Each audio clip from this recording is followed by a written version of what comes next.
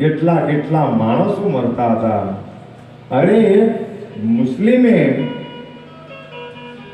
શીખ હતો, એમણે એ યુટ્યુબ પર એક બયાન આપ્યું કે 4,500 મરદા આ છે સળગાઈમાં, 4,500 મરદાને બાયડા કોરોનાની અંદર.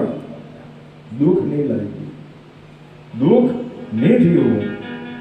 પણ એ ગામની અંદર એક માય મૃત્યુ પામી, એક માં કોરોનાની અંદર મૃત્યુ પામી. દવાખાનાથી બોડી આવી અને એ પ્લાસ્ટિકના ચેનમાં આવે બોડી, આપણે બધાએ જોયેલી પણ. અને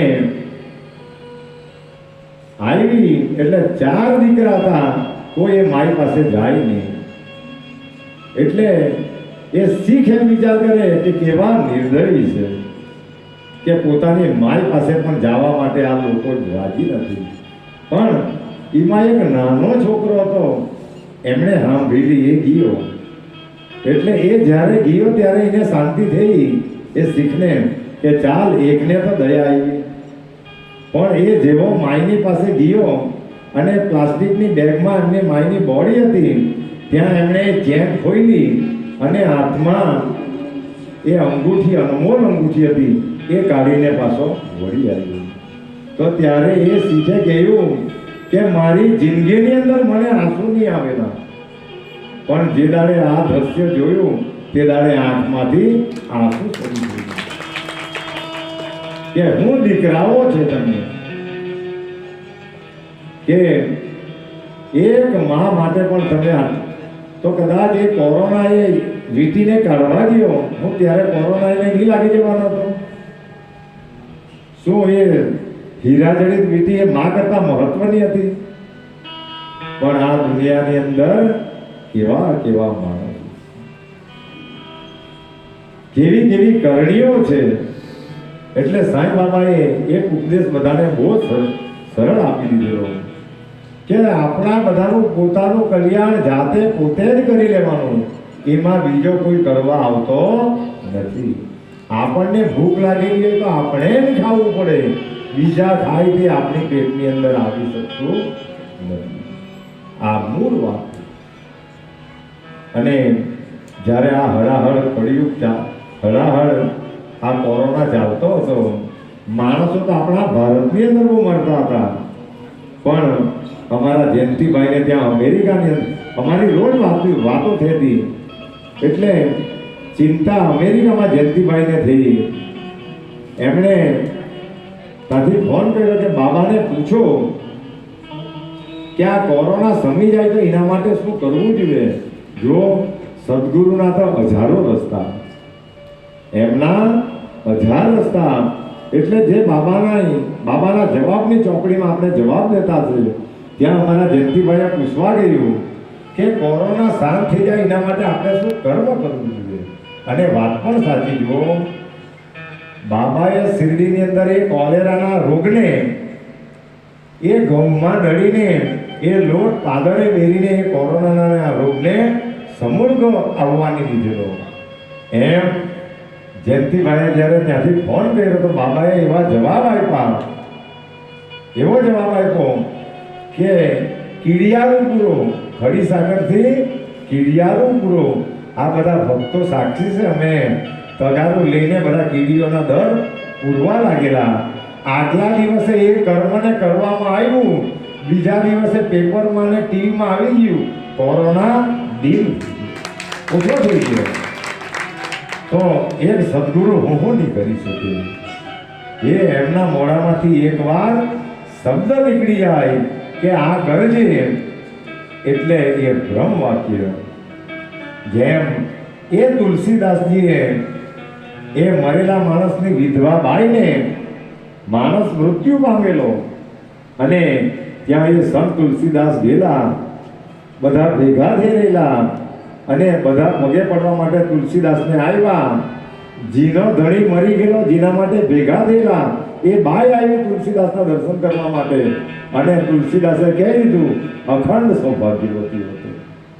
તો ત્યારે બધાએ એમ કહ્યું કે એ મહારાજ તું વચન ખોટું આપ્યું, આનો તો ધણી મરી ગયેલો છે એટલા માટે બધા ભેગા થયા કર્યા અને તું તો અખંડ સૌભાગ્યાધિપતિનો આશીર્વાદ આપી દીધા એટલે વચન ખોટું છે એટલે એ તુલસીદાસે બહુ સરસ વાત કહી કે વચન ખોટું હશે કે સાચું હશે પણ જે અહીંથી બોલાઈ ગયું એ બોલાઈ ગયું તો બધા કે હવે કરવાનું હું હવે જે કરવાનું તે આણે કરવાનું ભરોસો તુલસીદાસે એમ કહ્યું કે એક વાર અહીંથી બોલાઈ ગયું તો લોકો એમ કહ્યું કે હવે કરવાનું હું હવે જે કરવાનું તે આણે કરવાનું અને ઇતિહાસ સાક્ષી છે જેમ માણસ સૂઈને ઉઠે તેમ એ ભાઈ પથારી પરથી મરે પથારીમાંથી કેવી કેવી કેવી સંતોની ભૂમિ છે એટલે કહેવાય કે દુઃખ ગમે તે આવે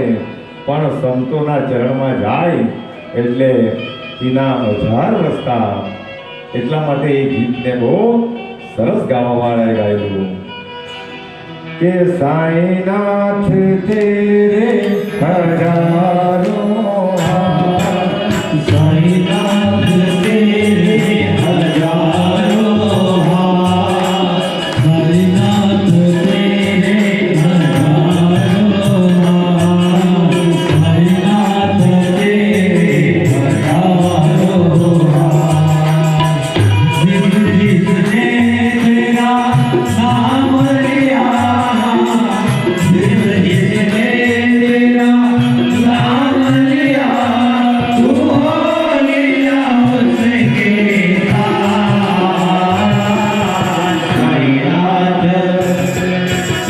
साईनाथ साईनाथ तेरे हजारों साईनाथ तेरे हजारों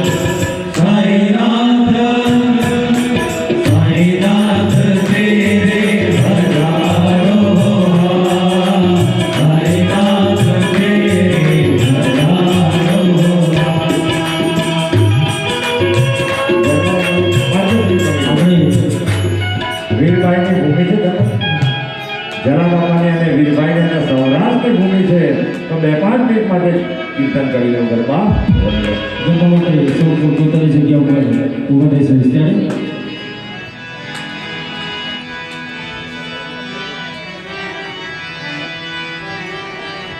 ઈ